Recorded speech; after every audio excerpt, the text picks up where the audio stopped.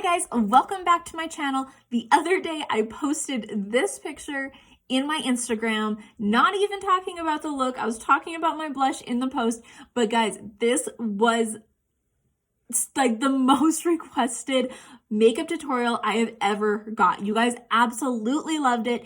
And of course, it was one of those that I didn't record when I was doing the original. So I thought, you know what? It is about time that I deliver on what you guys are asking and do a tutorial on it. So if you guys want to see this look, keep watching. Make sure you hit the subscribe button and give this video a thumbs up if you love it. So let's get going.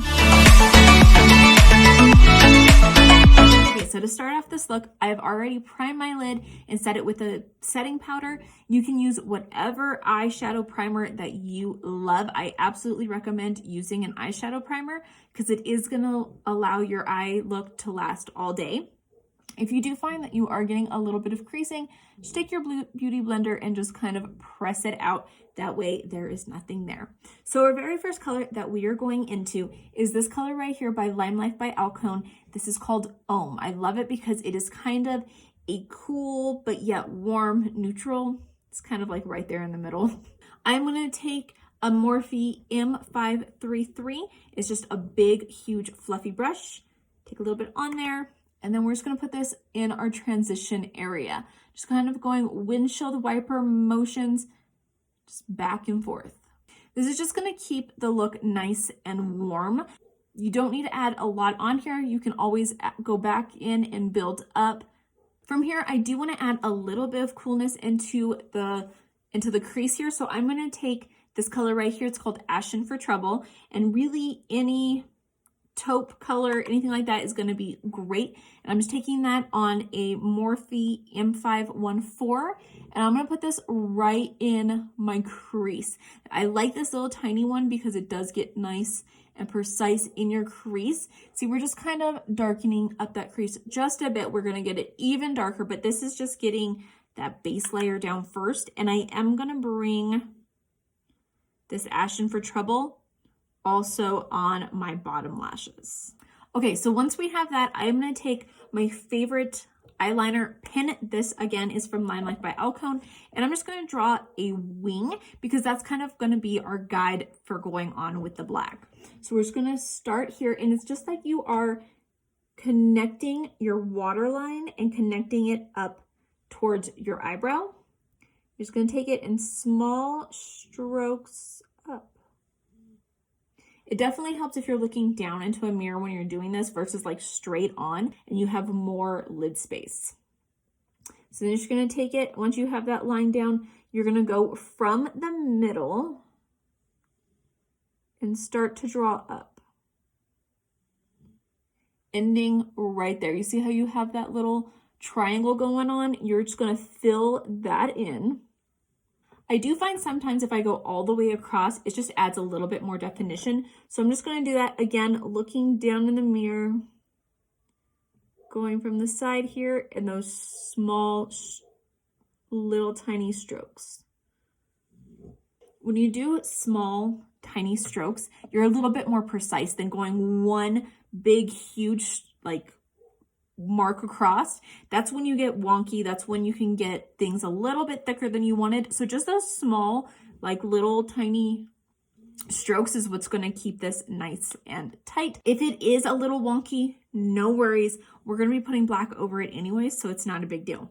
So I am going to take this brush right here. This is a Morphe M321, and I am going to take a black. This is called Dial It Black, and really just want a nice, dark, deep matte black. Okay, so I'm going to take that and I'm just going to kind of put it on here. Always tap off the excess, especially with black, because black can sometimes really get the fallout. So what you're going to do is you're going to kind of just follow that line that we made, and we're just going to bring it up, and then once you hit that edge of that wing, you're going to bring it across. You're going to kind of bring it a third of the way across, not too far, okay? And then you're just going to kind of keep blending this out and building up this black. We want this to be nice and dark. That's kind of why we did that eyeliner first. It's going to keep it for one, dark, but it's also going to create kind of like a template for you. Otherwise, there is no way I'd be getting that nice and straight. So just keep going back in and building it up just layer by layer. Don't go really too far, or you're just being black can get crazy real fast. If you do need to blend it out, which that's kind of what I'm going to do now, I'm going to take this brush right here. This is a Morphe M433, and I am going to take a dark brown like this, which is called Higher Ground by LimeLife by Alcone. And I'm just going to dip into that. And then all I'm going to do is I'm going to follow this line and bring it across. See, it's going to darken up that. It's just going to really help blend that black out. If you do get a little bit heavy-handed, I like to keep the brush that we did our transition area with close by. So then I can go in and I can kind of blend everything together. Okay, don't put your brushes away too fast. Okay, I always go back and forth into them again because you never know when you need to help blend it. Once I have that, I'm going to keep going in with that black until I have it the way I want to. So we kind of blended it out a little much, but I like that because it's kind of the base, and then we can kind of build the black back up from here. So I kind of really want to have this lifted and then across. If you have hooded eyes, this is going to look great with hooded eyes because you are going above your natural crease. So it's like you're making yourself a new crease. I'm going to take that black and I'm going to go underneath my lashes, but only about halfway. I don't want to go all the way across, just about halfway. I like to connect the two here and just kind of bring it up. If you do kind of get where you are getting past your line here, then what you do is you just take your beauty sponge, whatever you did your foundation with, and then just kind of go up with it. What it's going to do is it's going to help clean it up for you. I'm going to go back in with that Higher Ground and take a little bit on that same brush that I was using Higher Ground with before, and just kind of bring it across below your eyes as well.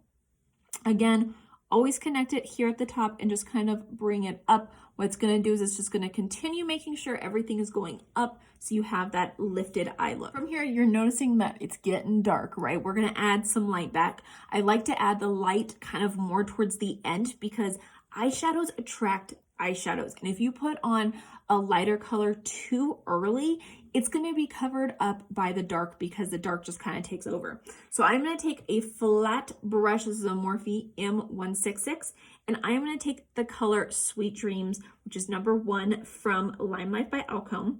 And I'm just going to take that on this brush, but then I'm also going to spritz it with a setting spray. What this is going to do is it's just going to intensify the shimmer, and then you're just going to pat it. You're only going to go about halfway with this, but as you notice, like, it's going to really lighten this look. All right, as you can see, it's definitely lightened it, but we need to kind of stitch the two together. So I'm not going to go with black because black, again, can take over so quickly. So I'm going to go back in with that Higher Ground, which is that dark brown. It is a matte, and I'm just going to take it on that same brush we've been using and then just kind of stitch right where that black and the light meet and just kind of go back and forth. This is just going to stitch the two together so they just kind of have a gradual transition to each other instead of being so harsh between the two. Don't forget that if you need to go back in with a little bit of that black or really with anything and kind of build up, you absolutely can. That's why, like, it's so great to start small because you can continuously build up until you get the look that you want. Once you have it the way that you want, you're going to take a black eyeliner pencil, and then instead of pulling down with your finger, grab your beauty blender and kind of pull down with that. It's going to ensure that you're not tugging too hard on that delicate skin, but also it is going to make sure you don't have any fingerprints on your foundation. Okay, so all I have to do now is curl my lashes and put on a few coats of my favorite mascara, which I'm gonna do right now. Okay, our eye look is done. Pretty easy, right? It looks more complicated than it really is, but a great eye look would not be complete with a great lip combo. So for this look, I am gonna go with grape lip liner along with Ruby Chocolate, both from LimeLife by Alcone. I always overline my lips just to kind of give them more of that voluptuous look, which I love. I do want this to be kind of like an ombre, so what I'm going to do is I'm just going to fill in the outer corners just a little bit, just to create that look.